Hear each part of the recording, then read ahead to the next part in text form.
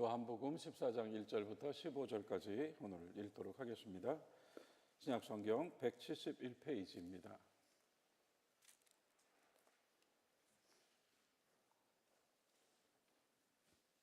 보겠습니다.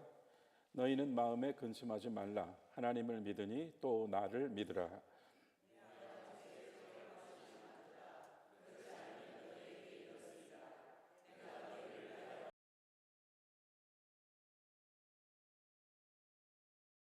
내가 다시 와서 너희를 내게로 영접하여 나 있는 곳에 너희도 있게 하리라. 도마가 이르되 주여 주께서 어디로 가시는지 우리가 알지 못하거늘 그 길을 어찌 알겠사옵나이까.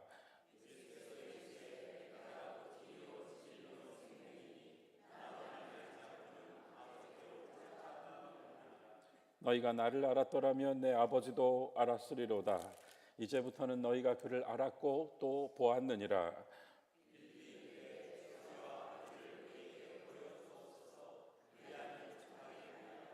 예수께서 이르시되 빌립아 내가 이렇게 오래 너희와 함께 있으되 네가 나를 알지 못하느냐. 나를 본 자는 아버지를 보았거늘 어찌하여 아버지를 보이라 하느냐.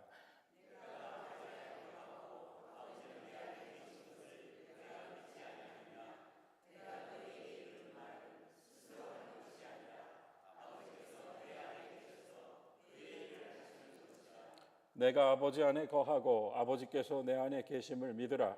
그렇지 못하겠거든 행하는 그 일로 말미암아 나를 믿으라.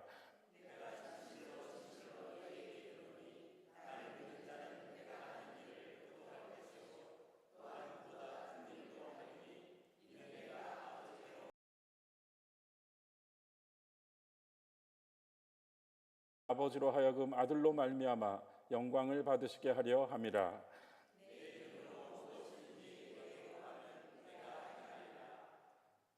우리 함께 15절 읽겠습니다. 너희가 나를 사랑하면 나의 계명을 지키리라. 아멘. 에스더 여신도회에서 하나님께 특송 올려주시겠습니다.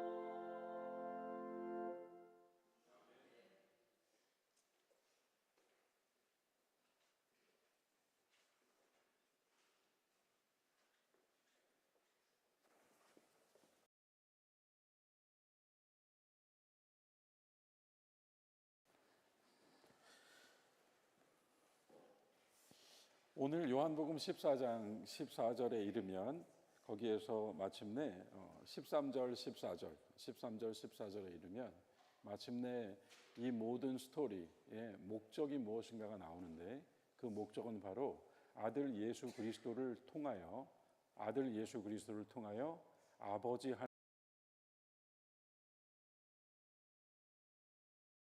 하나님을 위하여. 왜 세상을 창조하셨는가에 대해서 질문해 보신 적 있나요? 왜 하나님은 하나님으로 존재하시면 되지, 굳이 이 허물 많고 실수투성이이고 오점투성이인 세상을 만드셨을까요? 왜 이토록 거짓투성이인 인간을 만드시고 그리 기뻐하셨을까요? 하나님의 이 창조의 목적을 단 한,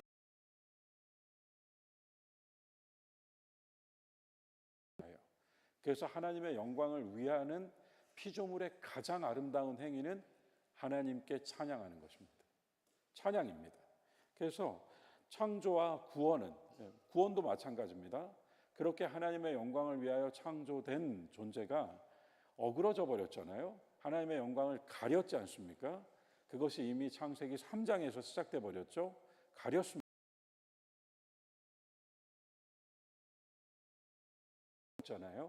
그래서 결국은 구원은 하나님의 영광을 가리운 것을 제거하시고 다시 온전히 그 창조하신 목적대로 그분의 영광을 위하여 온전하게 되는 것.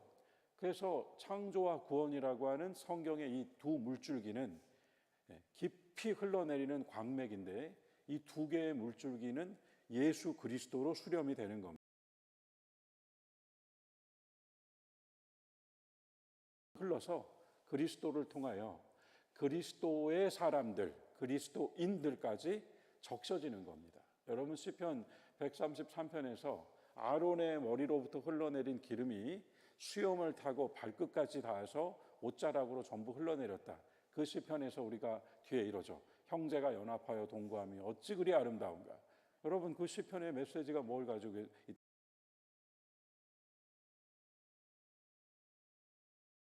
하나님의 창조 안에 있었던 모든 것들이 구원함을 힘입어 이렇게 온전히 그리스도로 적셔지고, 그리스도로 말미암아 그리스도께서 이루신 일, 하나님의 영광을 위하는 일에 함께 연합하게 되는 것입니다.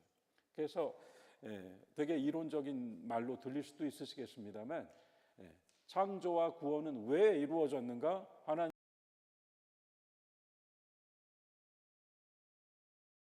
위하려고 하는데 도저히 율법으로 인간이 그걸 지켜서는, 어떤 행위로서는 그것이 이루어질 수 없다라고 하는 것을 확인하고 메시아가 절실하군으로 끝나는 겁니다. 그리고 결국 신약 성경에서 그 메시아는 예수 그리스도입니다라고 전해주는 거예요. 그래서 구약과 신약이 이렇게 하나로 이어져서 우리로 하여금 복음서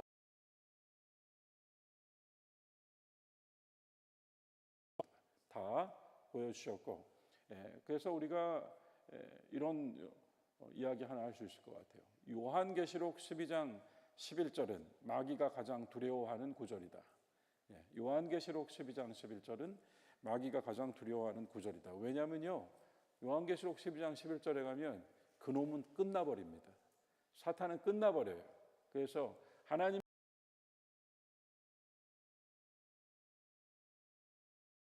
말씀의 파노라마는 우리로 하여금 결국 하나의 점으로 향하게 하는데 하나님의 영광입니다. 그래서 하나님의 영광을 위하여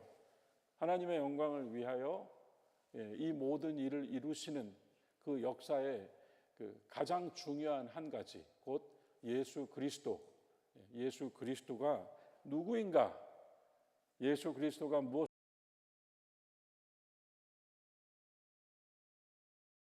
누구인가, 이걸 말해주고 있는 책이 요한복음이에요. 예수님이 누구신가? 우리가 부르는 그 찬송처럼 예수님이 누구신가? 여기에 대한 대답이 요한복음입니다. 그래서 우리가 이미 계속 그동안 아주 길게 걸음을 이어왔는데요. 오늘은 11장에서 나는 부활이요 생명이다. 제가 지난 시간에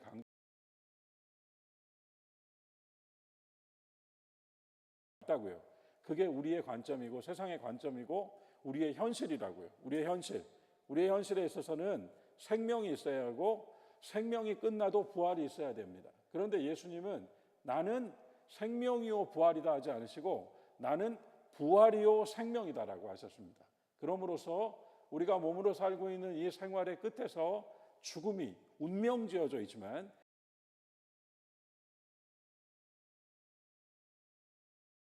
영생으로 이어진다고 하는 놀라운 선언을 하신 거예요. 예수님이. 그래서 예수 그리스도께서 나는 부활이요 생명이다. 부활이요 영원한 생명이다. 이렇게 선포하셨다는 것 우리가 지난 시간에 나눴어요. 그리고 뛰어넘어서 요한복음 14장으로 왔습니다. 요한복음 14장에서 또 한 번 주님은 자기를 계시하셨거든요. 오늘 내용을 함께 오늘 살펴볼게요. 결국은 예수께서 그분의 삶을 통하여 복음서가 우리에게 들려주는 이야기는 삶을 통하여 아버지께서 기뻐하시는 삶을 우리에게 보여주셨습니다. 아버지께서 기뻐하시는 삶, 이게 영광을 위하여 아버지께서 기뻐하시는 삶을 보여주셨어요. 죽음을 통하여 십자가를 통하여 그렇게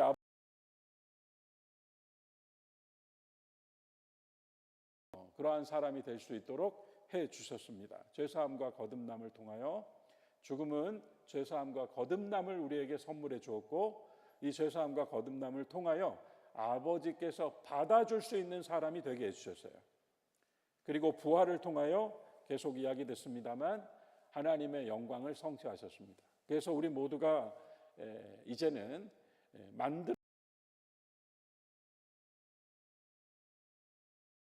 만드신 분의 생명, 조에 하나님의 생명을 함께 가진 하나님의 자녀들이 되었다 이 말입니다.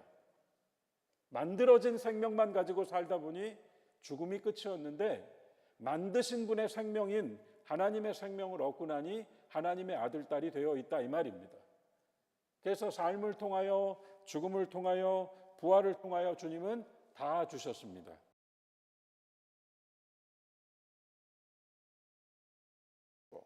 죽음을 통하여 우리가 하나님께서 받아주실 수 있는 사람으로 자격을 갖추게 해주셨고 여러분과 저는 그 자격을 갖추는 방법을 알지 못해요. 고시를 볼 수도 없는 거고 기술을 채울할 수도 없는 겁니다.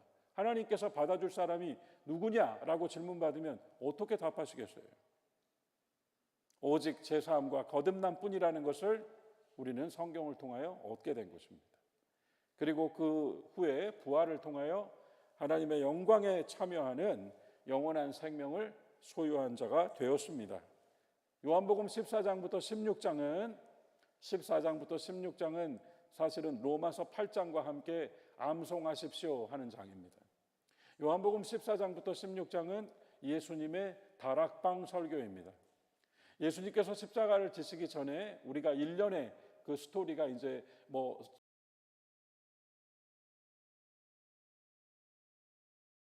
그 1년의 스토리, 그 스토리가 행해진 장소가 다락방이잖아요. 그 다락방에서 해주신 말씀이에요. 14장부터 16장 다락방 설교와 그리고 기도였습니다. 십자가를 지시기 전에 마지막으로 해주신 말씀과 기도. 그런데 여러분 오늘 읽으신 14장 1절 제일 먼저 나오는 구절이 뭔가요? 14장 1절이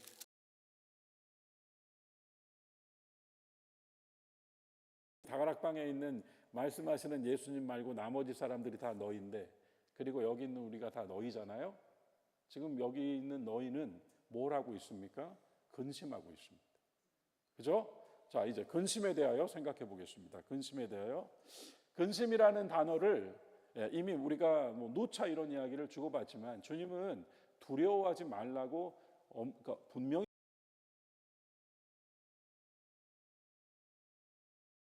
떨쳐내지 못합니다. 그렇기 때문에 이 근심이라고 하는 것, 근심하지 말라고 하신 말씀 한번 참고해 봐야 되겠어요. 근심하지 말라. 제자들은 왜 근심했을까요?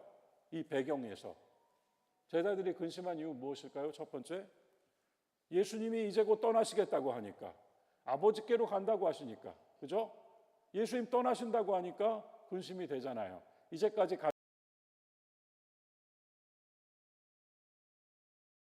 따라왔는데 나를 따르라 하셔서 아무것도 묻지 않고 따랐잖아요. 예수님 그 복음서에서 나를 따르라 했는데 거기에 옵션 붙인 사람 있어요? 내가 따라가면 앞으로 어떻게 되죠? 내가 따라가면 뭘 얻을 수 있죠? 내가 따라가면 나한테 뭘 주실 건데요? 한 명도 그런 말 한 적 없습니다. 나를 따르라, 그럼 따랐습니다. 그래서 나를 따르라 해서 따라왔던 제자들이 마침내 예루살렘에 와서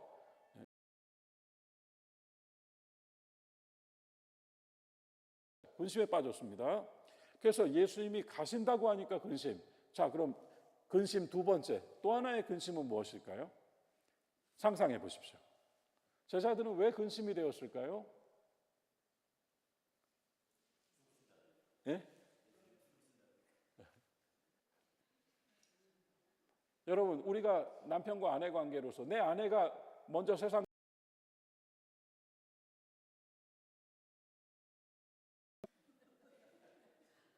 그 슬픈 일이잖아요. 그게 제일 힘들잖아요, 사실은. 여러분, 이 숨겨져 있는 근심의 두 번째를 함께 우리는 짚어야 될 것 같습니다. 예수님이 떠나시는 거 근심입니다. 그런데 내가 혼자 남게 될 것이 또 근심입니다. 제자들은 그로 말미암아 근심했습니다.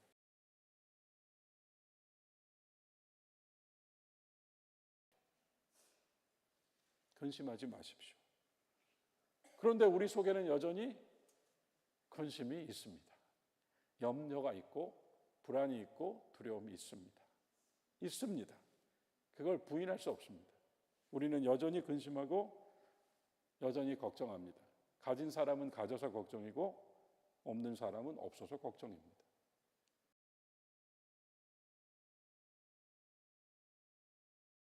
이 근심에서 놓일 수 있는가에 대한 솔루션이 뭘까요? 목사님 이거 자막 내려주세요. 아직 아니에요. 예수님의 솔루션은 무엇일까요? 믿으라. 먼저 올려주셔가지고 김이 확 빠져버렸습니다.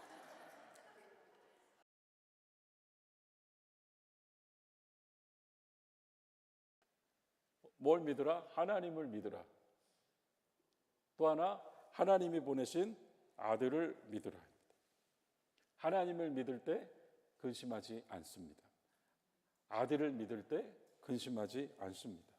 그게 예수님의 대답이셨어요. 믿으라. 그렇게 믿으라라고 하는 대답에서 저는 이런 생각해 봤어요. 근심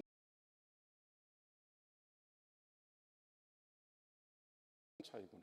어떤 한 끗 차일까요? 믿음이라는 단어 하나를 놓았느냐 뺐느냐의 차이더라고요. 근심과 평안의 차이는 믿음이라는 단어가 있었는가 없었는가의 차이인 것 같아요. 한번 점검해 보시죠. 그럼에도 불구하고 아까 제가 말씀드린 것처럼 부인할 수 없는 사실, 여러분도 저도 마찬가지입니다. 엄청 근심합니다. 근심하고 염려하고 불안하고 생겼습니다. 여러분 꼭 기억하십시오. 내가 지금 또 근심하고 있구나. 내 믿음이 약해졌구나. 또 약해졌구나. 반대로요. 내가 지금 안심이 되네. 내 지금 믿음이 생겼구나. 여러분 저는 우리가 철통 같은 믿음으로 살 수 있다고 생각하지 않습니다. 지금 이 말씀을 듣고 나서도 우리는 또 근심할 수 있습니다. 그럴 때마다 점검하십시오. 조나단 에드워드 목사님이 신앙인에게 내놓은 단어 하나입니다. 점검하라. 끊임없이 점검하라. 어떻게 점검하라? 내가 근심이 돼요 또. 그러면 내가 또 믿음이 약해지고 있구나. 안심이 찾아왔어요. 내가 지금 믿음 위에 서 있구나. 이렇게 자기를 점검하는 겁니다. 다시 말하면 내가 근심한다는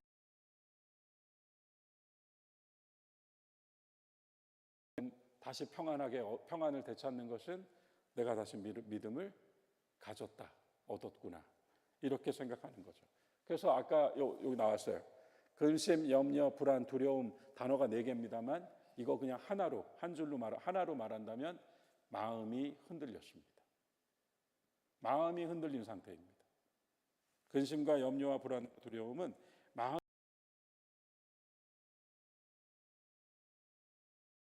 상태이죠. 평강은 무엇일까요? 마음이 안정되고 굳건한 상태이죠. 기쁨은 그러면 무엇일까요? 기쁨. 여러분 그냥 상상해 주세요. 여러분께서 만드시는 말씀이 답이에요. 만족, 마음이 만족한 것이다. 좋은 말씀인데요. 마음이 만족한 것이다. 궁극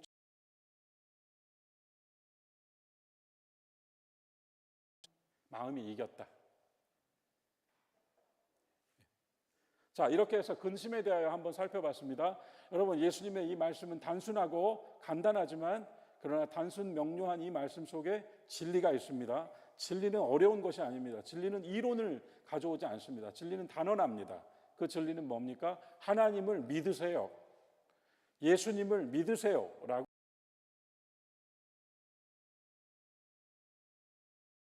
하나님을 믿으니 또 나를 믿으라. 그럼 이제 우리는 두 번째로 믿음에 대하여 다시 한번 생각해 보려고.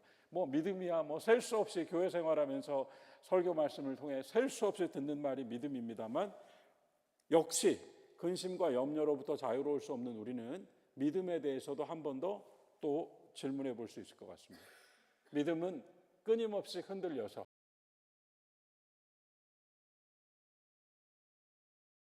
끊임없이 흔들리는 마음, 어지러운 마음, 이러한 마음을 가지고 삽니다. 여기에 대해서 저는요 개인적으로 성경에서 그리스도인의 믿음을 가르친 책은 히브리서이고 그리스도인의 생활을 가르치고 있는 책은 로마서이고 그리스도를 가르치는 책은 요한복음서라고 가지고 있거든요. 그러면 그리스도인의 믿음을 가르쳐주고 있는 책 히브리서 2장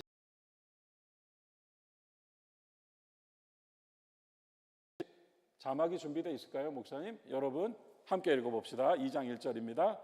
그러므로 우리는 들은 것에 더욱 유념함으로 우리가 흘러 떠내려가지 않도록 함이 마땅하니라.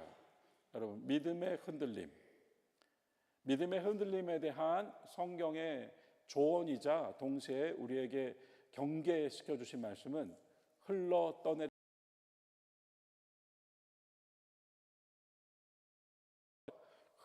떠내려가지 마십시오.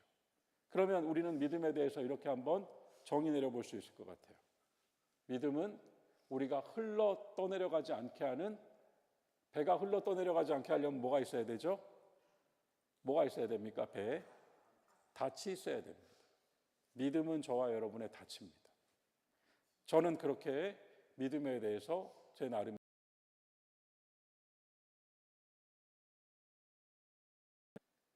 우리가 하나님의 영광을 위하여라고 하는 이 성경의 대명제를 내 삶으로 가져온 사람으로서 내가 나의 영광, 우리 가문의 영광, 내 식구들의 영광 그것을 뛰어넘어서 하나님의 영광을 위하여라고 살기로 한 사람으로서 믿음의 닻을 내리고 갈 수 있는 이러한 신앙을 붙잡기 위해 우리 말씀 나누는 거거든요. 믿음은 닻입니다.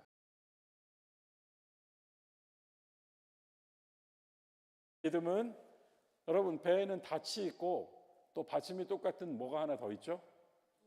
돛이 있습니다. 덫과 돛입니다. 제가 볼 때 믿음은 덫과 돛 같아요.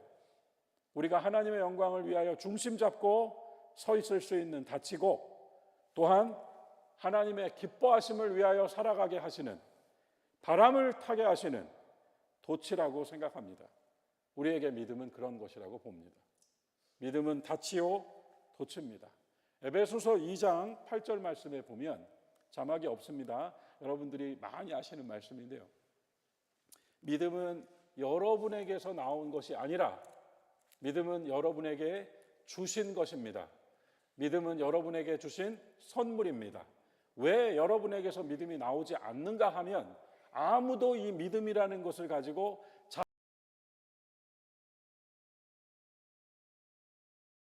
자신은 주시는 겁니다.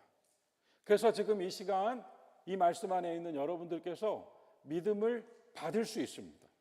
우리가 이미 근심에 대해 생각하면서 근심으로부터 자유로울 수 있는 인간은 지상에 아무도 없다. 그럼에도 불구하고 이 근심을 이길 수 있다면 그 이김을 주시는 것은 하나님을 믿음이다. 우리가 이길 수 있다면 그 이김을 하고 있는 사람들이에요. 그래서 근심에 대하여 마음이 흔들려 버리는 것에 대하여 다시 한번 생각했어요. 자, 점검하자 그랬습니다. 하루를 살면서 셀 수 없어요. 저도 아침과 저녁 하루 종일 괴롭힘 당합니다. 의심과 회의와 그리고 두려움과 염려가 찾아 들어와요. 그러면 다시 또 내가 믿음이 또 내 믿음을 빼앗으려고 들어오는구나 하고 다시 점검한단 말이죠.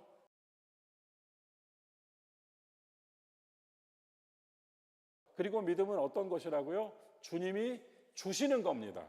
주시지 않으면 없어요, 여러분. 주셔야 합니다. 우리가 매번 말씀 나누고 신앙의 교제를 나누고 믿음의 봉사를 하고 믿음 주셔야 돼요. 주십니다. 그 속에서. 그래서 저는 그래요. 개인적으로 믿지 못하면서 믿는 척하는 것과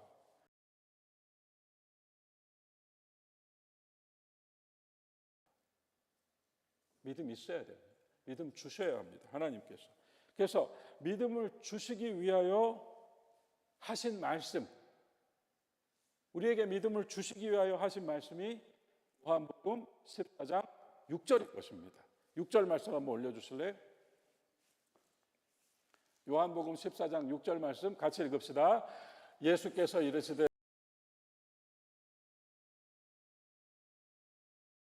고는 아버지께로 올 자가 없느니라. 이 말씀이 믿음을 주시기 위해 주신 말씀입니다. 우리로 믿게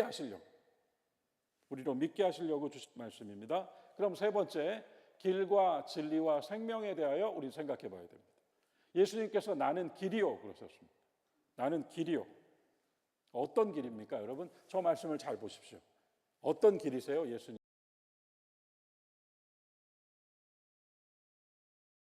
여러분, 길 찾으셨잖아요. 지금 저 길이 아니고는 못 간단 말입니다. 아버지 하나님께로 가는 길, 우리가 그토록 바라는 길, 이렇게 끝나면 안 되는 길, 이걸 넘어서서 부활이요 생명이신 주님을 믿고 살아가는 영원한 길, 아버지께로 가는 길, 나는 길이요. 답이 나와버렸습니다. 더 이상 무슨 말이 필요할까요?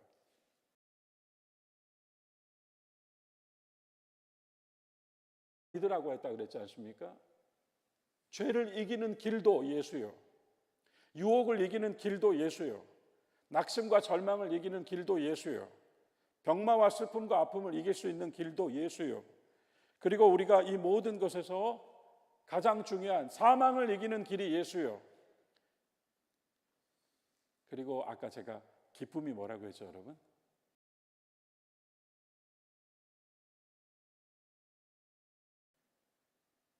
여러분, 그래서 우리가 교회에 오면은요, 맨날 우리가 기쁨으로 왔습니다. 기쁨으로 예배드립니다. 나 하나도 안 기쁜데? 지금 기분 되게 나쁜데? 여러분, 거기서 우리가 그 인간의 감정으로서의 기쁨을 말하는 게 아니라는 것. 내가 비록 이렇게 화가 나 있어도 내 안에 주님은 예배를 드릴 수 있도록 나를 이끌어 오셨어요.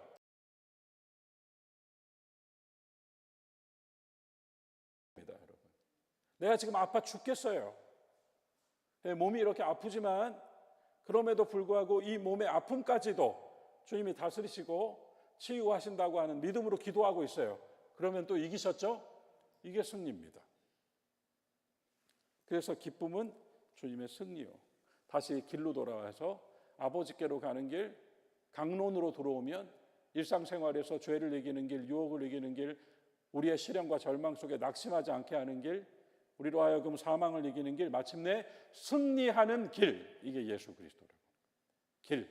길이 너무 중요하잖아요. 길 잘못 들면 얼마나 힘들어요? 그랬을 때 우리가 어린 아이들에게 가르칠 때도 좋은 길 가야죠. 그죠? 앞으로 좋은 길, 시온의 대로와 같은 길 가야지. 그렇게 기도하잖아요. 길이 중요하죠. 두 번째, 주님은 진리라고 하셨습니다.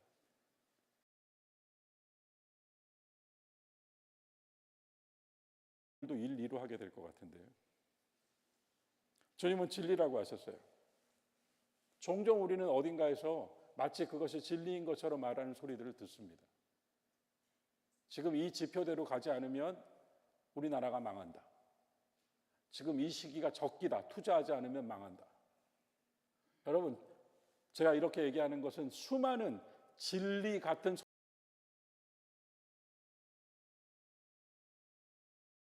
소리들이 때로는 종교적으로 신앙적으로도 누군가가 깨달은 듯 알게 된 것을 밝힐 때 거기서 혹 진리인가 하고 우리가 돌려볼 수 있어요. 그리고 뭐 아르키메데스 우리 유레카 외치는 것처럼 어떤 그 깨달음, 알아차림, 어떤 이론의 어떤 그 설명이 이루어짐 이러한 것들도 또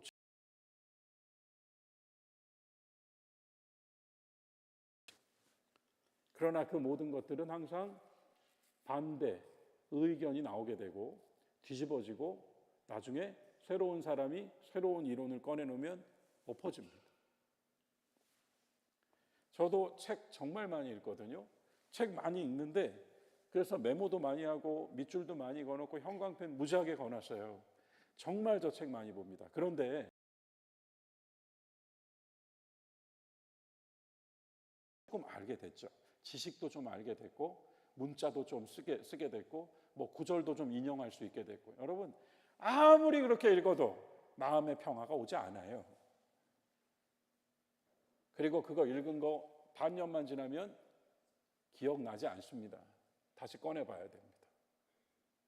제가 그러한 한계, 우리들의 한계, 이 한계의 자리에서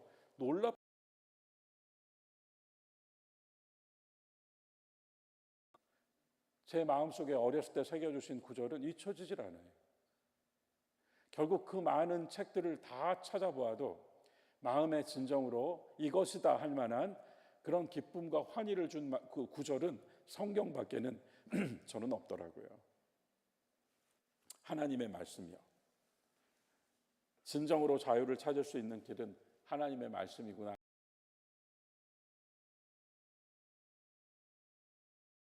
예수 그리스도만이 진정한 진리다. 이것이 이 두 번째 사항의 답입니다. 그리스도만이 진리다. 그리스도가 하신 말씀이 진리다. 그러면 그리스도가 하신 말씀이 아닌 것은 진리가 아닐 수 있잖아요. 그렇게 얘기하시면 안 됩니다. 예수 그리스도가 진리다입니다. 그게 주님께서 나는 진리다라고 하신 겁니다. 세 번째, 교훈이나 교리를 전해주시거나 또는 우리에게 그것을 행하라고 요구하시는 것이 아니죠. 왜 이렇게 얘기하는가 하면 고래로 수많은 종교 지도자들이 나왔고 많은 현자와 성인들이 나왔습니다. 그러나 그 누구도 내가 길이고 진리고 생명이라고 말한 이는 없었습니다. 그들은 바른 말과 옳은 말과 좋은 말을 해주었고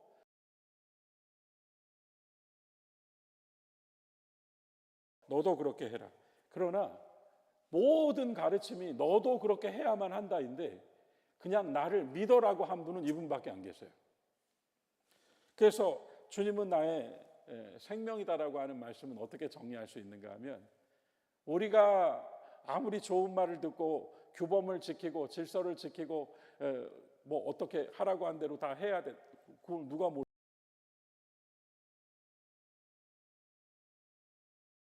그걸 할 수 있는 능력이 있어야 될 거 아니에요.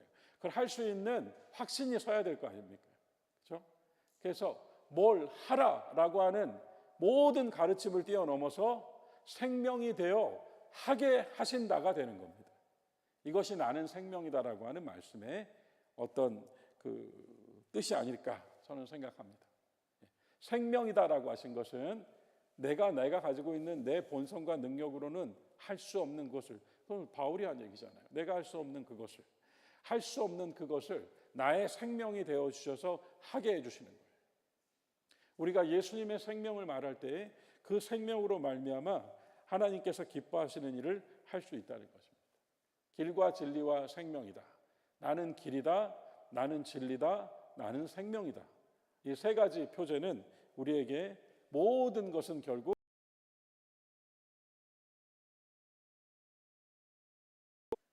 정직하고 진실하라고 가르쳐 주어도 그게 내 몸에서 안 되면 그건 그냥 좋은 가르침일 뿐이잖아요.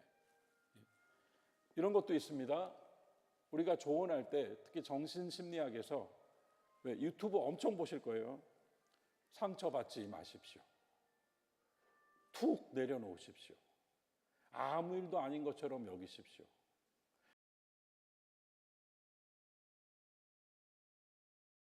더라고요. 됩니까?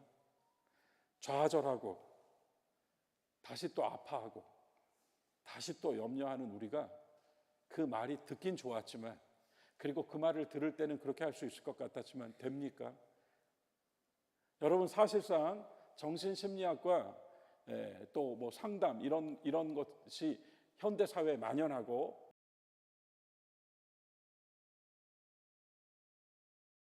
학문의 체계로 들어온 지 50년이 넘었어요. 상담하고 조언하고 이런 50년 넘었거든요. 그런데 과학적으로 유일하게 그 치료 방법에서 유일하게 검증된 해결책은 약물 치료밖에 없어요. 지금까지도 약물 치료밖에 안 남아 있습니다. 물론 우리가 말을 들어주고 상담하고 뭐 합니다만, 내려놓으십시오, 이겨내십시오, 툭 내려놓으십시오, 뭐 상처받지 마십시오. 잘 들리는데, 그런데 궁극적으로 마지막에 그래도 안 되면 뭐예요? 약물이라고요.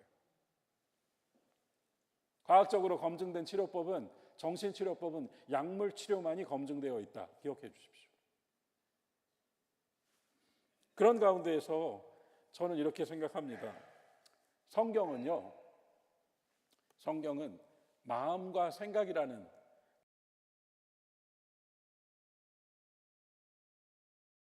C.S. 루이스라고 하는 작가, 나니아 연대기 C.S. 루이스라는 작가가 마음과 생각은 영혼의 문입니다, 이렇게 말했습니다. 마음과 생각은 영혼의 문입니다. 그래서 이 마음과 생각이 어떤 것을 가졌느냐에 따라 영혼의 상태가 결정된다. 지금 내가 어떤 마음을 품었고 어떤 생각을 하고 있느냐에 따라 내 영혼의 상태가 좌지우지 된다는 겁니다. 저는 여기 하나 덧붙이겠습니다. 마음과 생각은 영혼의 입구이자 영혼의 문이자, 동시에 마음과 생각은 몸의 출구입니다. 내가 어떤 마음을 품고 어떤 생각을 했느냐가 바로 내 행동으로 나오게 되거든요. 그래서 이 마음과 생각이라고 하는 것은 동시에 몸과 영혼에 동시에 영향을 끼칩니다. 그래서 여러분, 우리가 잘 알고 있는 에베소서 말씀에서 하나님의 아무것도 염려하지 말라, 기뻐하라, 다시 말하노니 기뻐하라 하고 나서 마지막에 뭐라 그러죠? 하나님의 평강이 무엇을 지키시리라? 하나님의 평강이 무엇을 지켜주신다? 마음과 생각을 지켜주신다. 마음과 생각을 지켜주신다.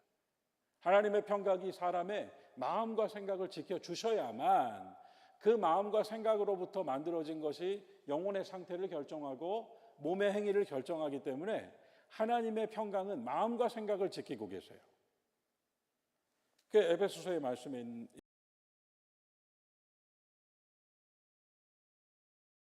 성으로는, 우리들의 의지와 논리와 계획으로는 절대로 우리가 원하는 길로 갈 수가 없어요.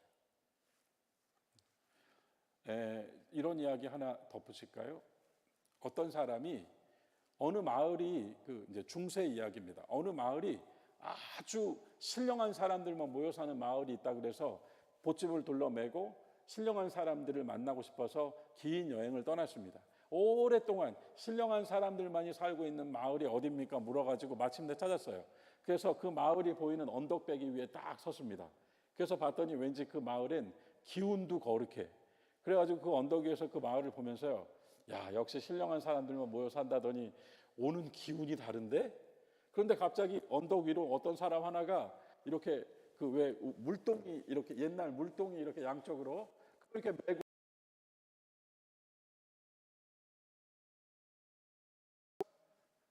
왜 팔이야? 그래서 야, 저 팔 하나가 없는데 저렇게 물동이 무거운 걸 메고 이 산까지 올라왔네. 그래서 물었어요. 선생님, 신령한 사람들만 사는 마을이라 그래서 왔는데 혹시 이 마을이 맞습니까? 그러니까 예, 맞소. 아, 그렇군요. 그럼 어디 가면 가장 신령한 분을 만날 수 있습니까? 그러니까 그 사람 뭐라고 대답할게요? 나를 보시오. 그래서 그렇습니까? 신령하시군요. 근데 어떤 면에서 신령하시다는 건가요? 그랬더니 뭐라고 답할게요, 여러분?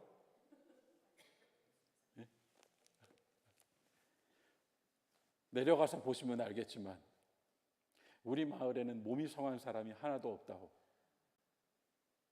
자, 이제 짐작 안 가세요?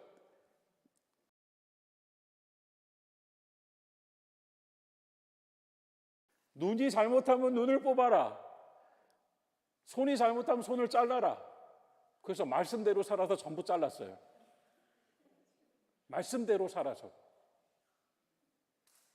그래서 주변 마을 사람들이 저 사람들은 말씀을 있는 그대로 다 지켜서 신령하다. 제가 이 예와 이게 그 오래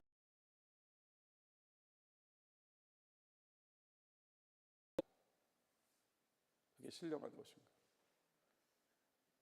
우리가 우리의 마음과 생각이 하나님의 평강으로 다스려지고 우리가 믿음으로 우리 안에 끊임없이 찾아 들어오는 근심과 염려를 하나님을 믿는 믿음으로 그리스도를 통한 믿음으로 이겨나가고 그 속에서 우리가 하나님의 영광을 위하는 그리스도인의 삶으로 닻을 내리고 생활하면서 순풍을 맞아서 그 도추로 앞으로 전진해 나아가는 이 삶 속에 비록 온전하지 않고 완전하지 않지만 수많은 실수와 허물이 가득하지만 그럼에도 불구하고 목적이 분명한 길과 진리와 생명이신 예수 그리스도로 가는 사람인 겁니다. 그가 그래서 이렇게 마무리할게요. 자막 혹시 목사님 그 대목에서 자막 있나요? 길은 길은 방법이고 진리는 내용이고 생명은 힘이다. 나는 길이요 진리요 생명이다. 우리가 아버지께로